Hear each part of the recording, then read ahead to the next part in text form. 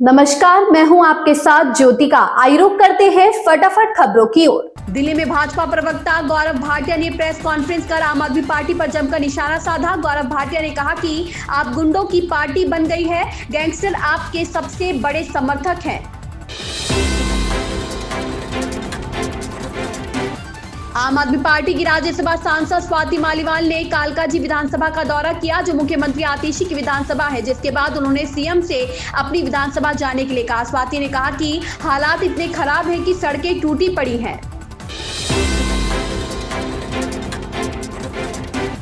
देश की सबसे प्राचीन मस्जिदों में से एक 2.5 दिन का झोपड़ा के पीछे ढेर सारे विवाद है। इस बार विवाद नमाज को लेकर है। दरअसल पिछले दिनों से हिंदू और जैन संत यहां आकर जबरन नमाज पढ़ने का विरोध जता चुके हैं। ऐसा इसलिए क्योंकि यहां के गर्भगृह और बाहर की दीवारों के खंभों पर साफ साफ हिंदू जैन मंदिर शैली में देखे जा सकते हैं।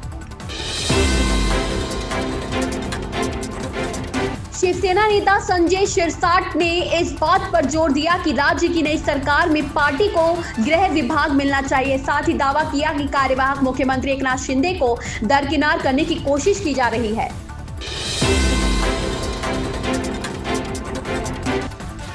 आईपीएल 2025 के लिए हुई मेगा नीलामी में 1.10 करोड़ रुपए में बिकने के बाद सुर्खियों में आने वाले 13 साल के वैभव सूर्यवंशी ने बताया कि वे बाहर के शोर पर ध्यान नहीं दे रहे हैं और सिर्फ अपने खेल पर ध्यान केंद्रित कर रहे हैं।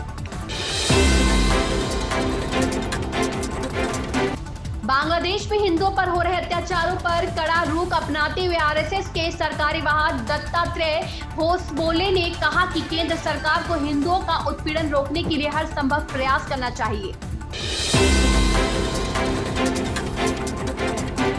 चुनाव आयोग के लिए कांग्रेस नेता भाई जगताप की विवादित टिप्पणी पर बीजेपी नेता किरीट सोमैया ने प्रतिक्रिया दी है। उन्होंने कहा कि मैंने चुनाव आयोग को लिखा है और मुंबई पुलिस कमिश्नर के पास शिकायत भी दर्ज कराई है।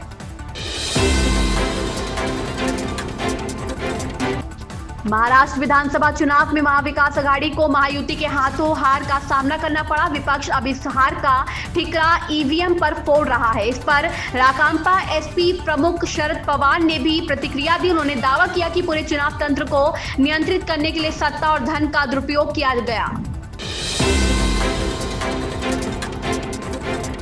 बांग्लादेश में अल्पसंख्यकों पर हो रहे अत्याचार को लेकर भारत के साथ साथ अब मानवाधिकार संगठन भी आवाज उठा रहे हैं। इस बीच पश्चिम बंगाल के एक अस्पताल ने बांग्लादेश में भीड़ द्वारा भारतीय ध्वज जलाने की कथित घटना को लेकर नाराजगी जाहिर की है। इतना ही नहीं, इस अस्पताल ने कहा है कि वह पड़ोसी देश में अल्पसंख्यकों पर हो रहे अत्याचार के विरोध में बांग्लादेशी मरीजों का इलाज भी नहीं करेगा।